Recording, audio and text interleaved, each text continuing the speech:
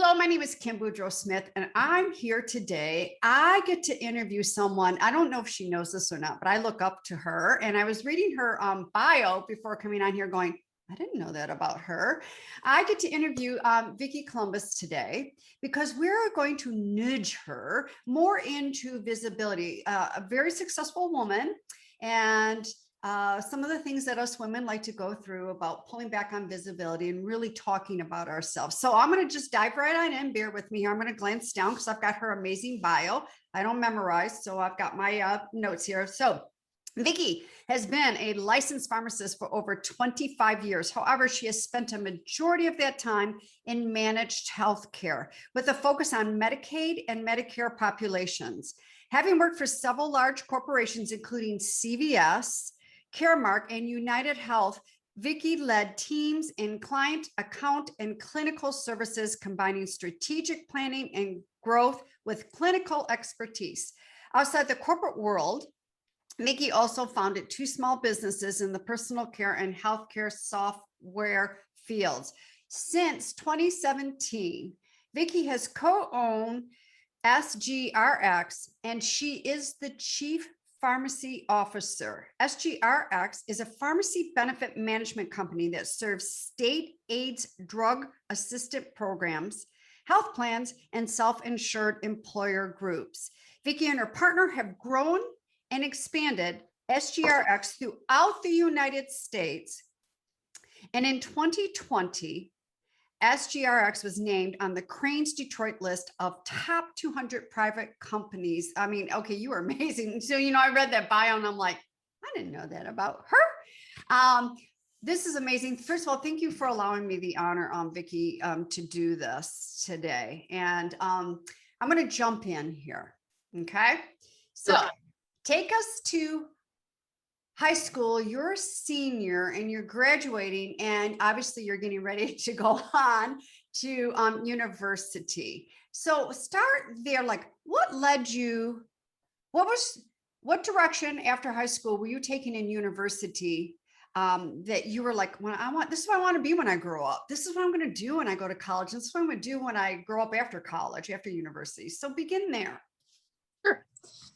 So it's not quite as noble probably as you might expect. I grew up as the youngest in a family of 8 children, and I come from very humble beginnings, right? And so my goal coming out of high school and going into university was just to do something that could kind of take me throughout the rest of my life and be self-sufficient and independent. And I was, very fortunate that I was always good at kind of the more masculine areas, or what society deemed to be more masculine. I was good in math and science. And so I thought very pragmatically, what can I study that won't take, a really long time, but I'll still have a good career path ahead of me. And I chose pharmacy for that reason. And so,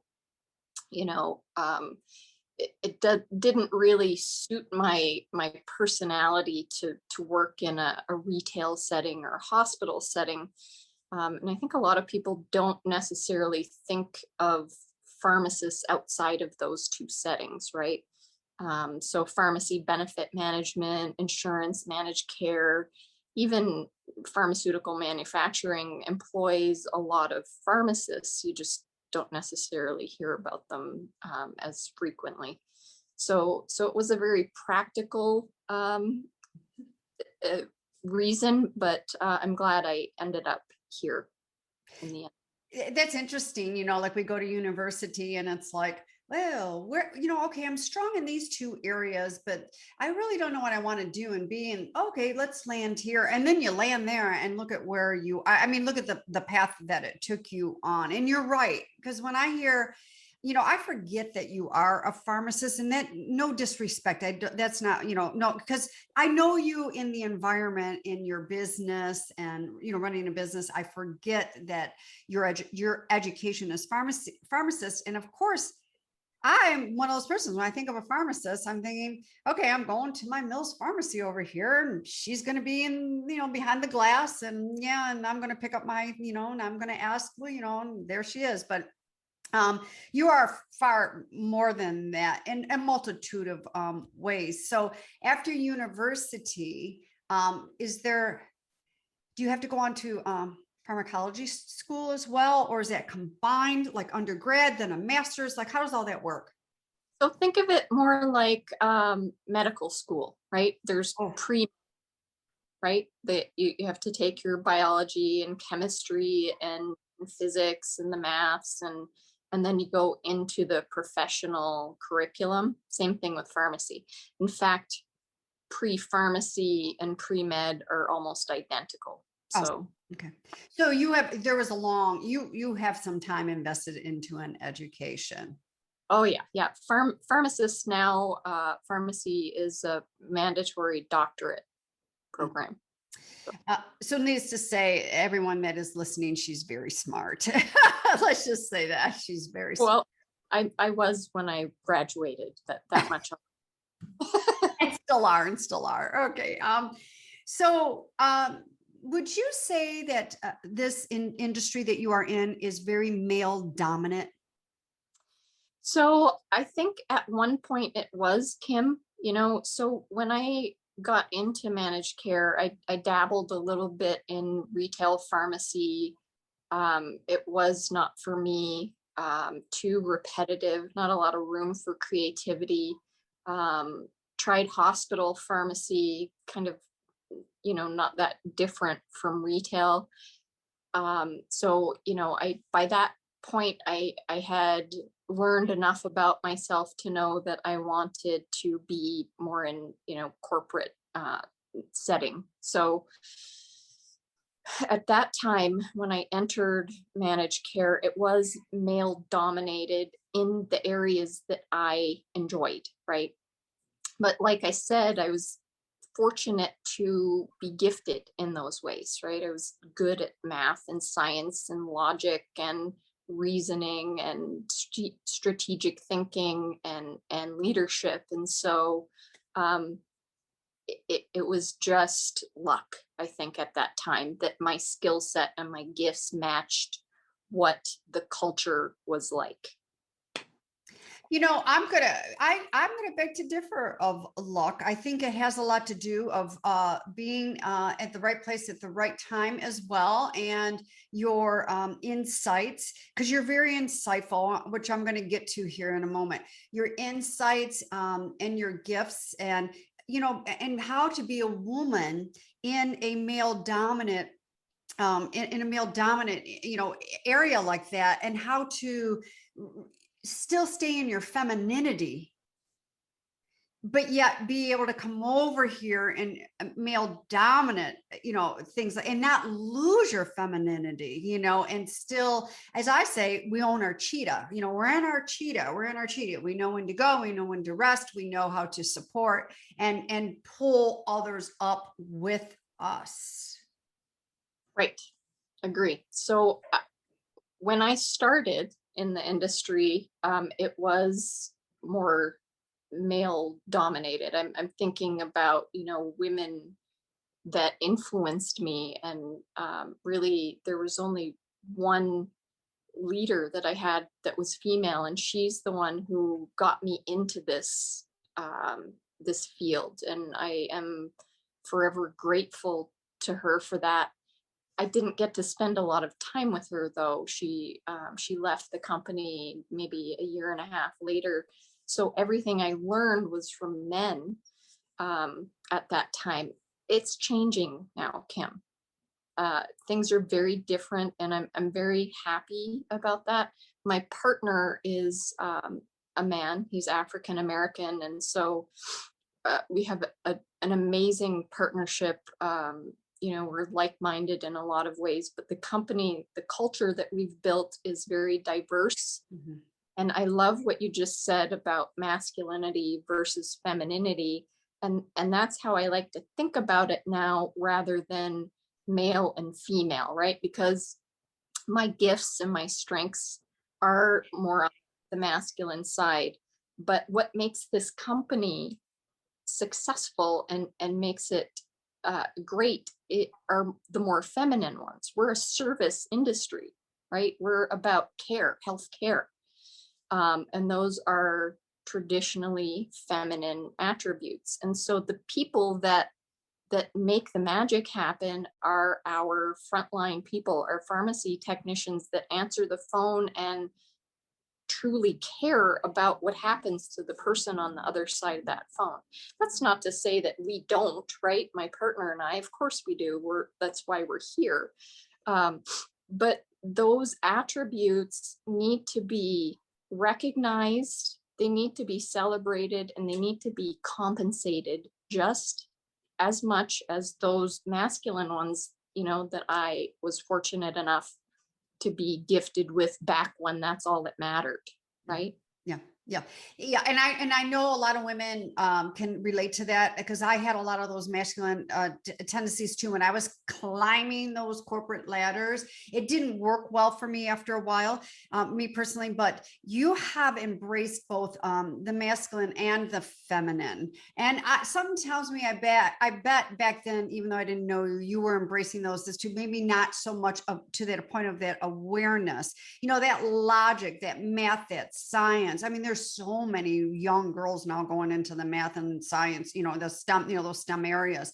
And there is some femininity into that, but there's so much of that logical thinking, which I think I'm just going to speed right up here now. Is I know that you embrace those really confident, empowering feminine energies, because you are so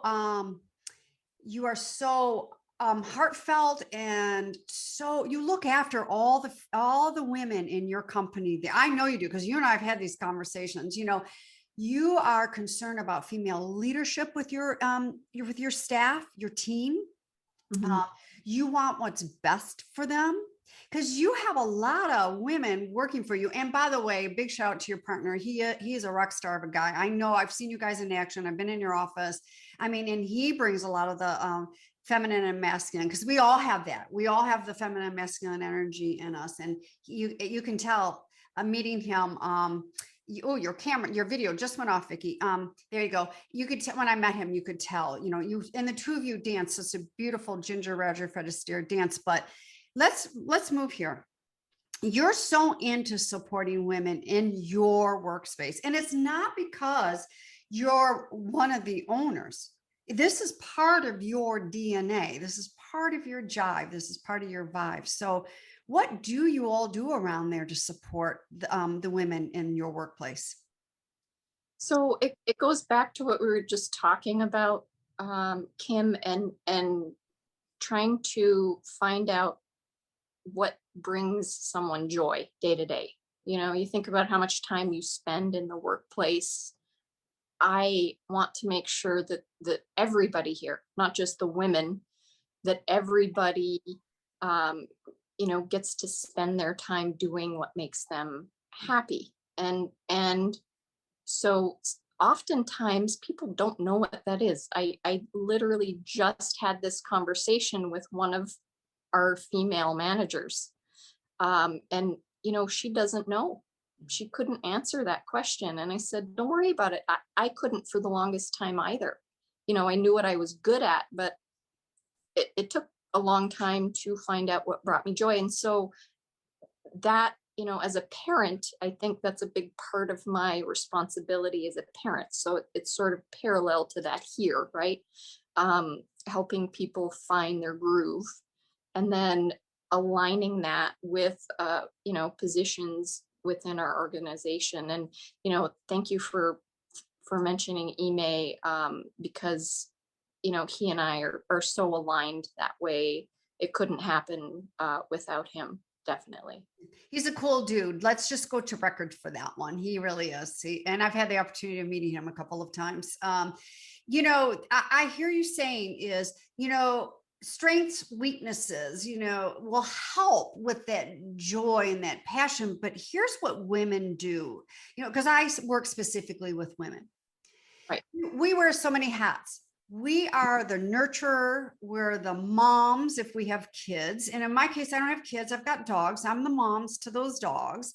And you're a dog mom too. And, and in your case, you wear the hat of a partner in a business. You've got those responsibilities. And then we get, significant others, partners, personal significant others, partners outside of work. A lot of times we women lose ourselves. It's that, forget that back burner on that stove. It's in the freezer, way in the back, collecting freezer bite around who we are and what we really like to do. And then we get to this point, Vikki, where, I'm not quite sure what really brings me joy and drives me, to passion, aside from my children and, whatever, which is not us. Then we get to that and then we go, wow, I'm not quite sure I can move forward. I'm stepping into that because society says you always put yourself 1,000 gazillion times last. And you're so wonderful at making sure all your female staff, management, reception, all that your team is in the right groove, in the right position, rocking their strengths, being part of a team. You create vulnerability and authenticity and you have an open door. You literally have an open door. I know you don't close your door to your office that much because I asked you that, so you're very passionate about that because you're very passionate about, yourself, that helping and supporting women that are you surrounded by, that they know themselves as well. So, I mean, like, besides you're really good at having conversations, what else do you do for your team? So, we not much in 2020, right? Yeah. I'm joking. So we're small enough, Kim, that we really have a family kind of atmosphere here. We're still under 50 employees, and so we do a lot of team building events for the men and the women. And throughout the month of March, we're going to be highlighting the different women in our organization that make it so great. We do, events. We'll do roundtables. I know we did one with you last year. We'll have another one coming up again this year. Helping people with issues, let's say with public speaking, particular to women, that might not necessarily be so challenging for the men in the organization. So it really depends on the specific needs. Yeah. And by the way, that's a very feminine side.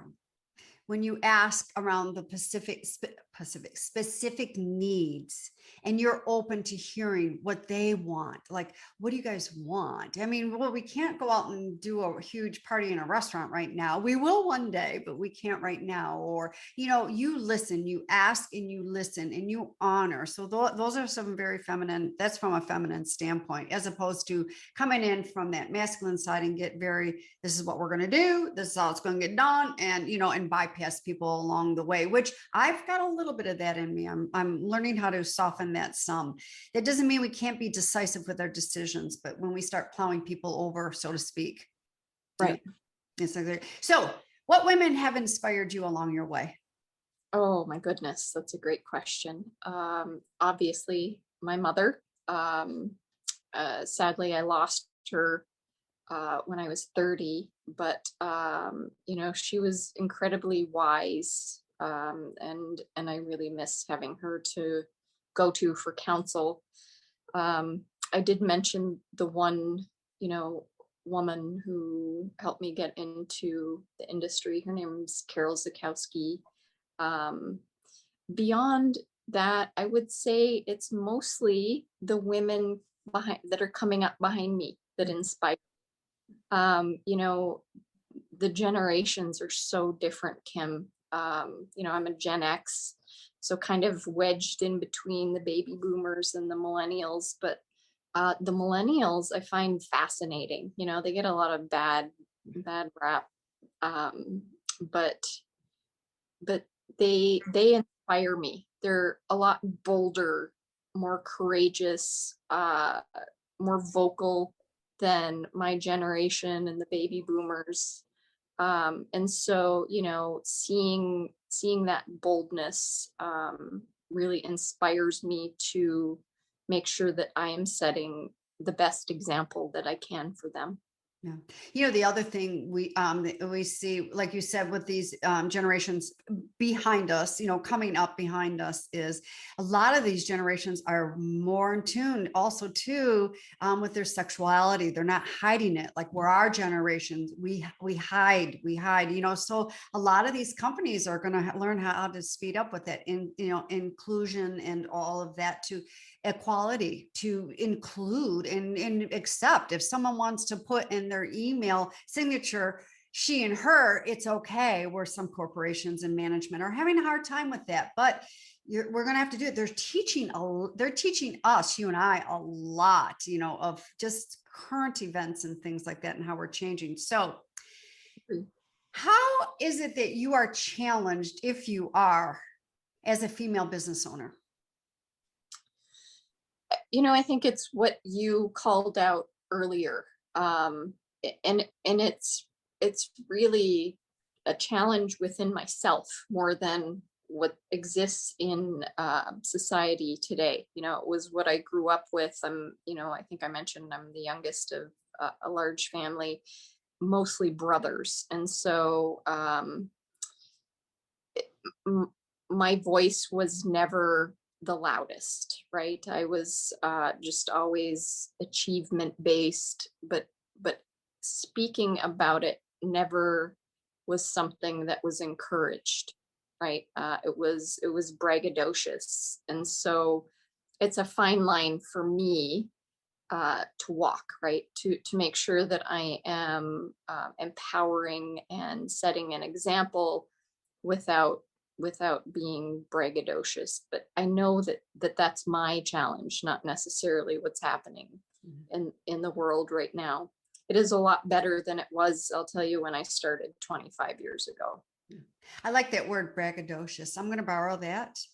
And we do need to brag, and we need to remove that B word, bragging. We do need to be visible. We do need to accept things and talk. If we don't talk about ourselves, we won't be seen and we won't be heard.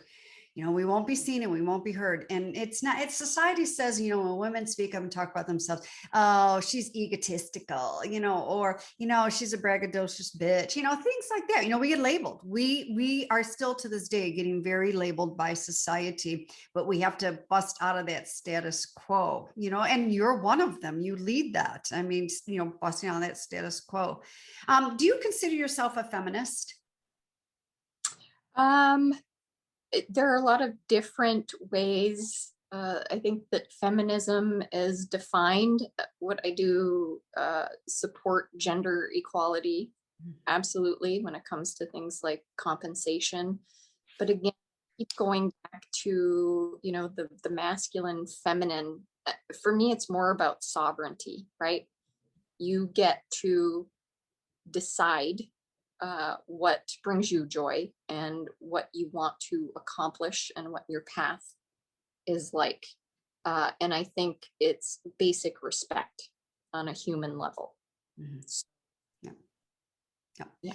I think when we have that from within, it shines out. We don't, I've heard so many people, like speakers, I walk in, I demand the room's respect and attention. Well, you can't demand any room respect or attention, because if they don't want to be respectful and be attentive, you can't demand that. I mean, there's a way to own a room. There is a way to speak up. Absolutely. But this is demanding. I agree, with all of that. So let's real quickly here, before we wrap all this up, is how did you come to SGRX and one of the owners now? So, goodness, I have been working with SGRX since 2010.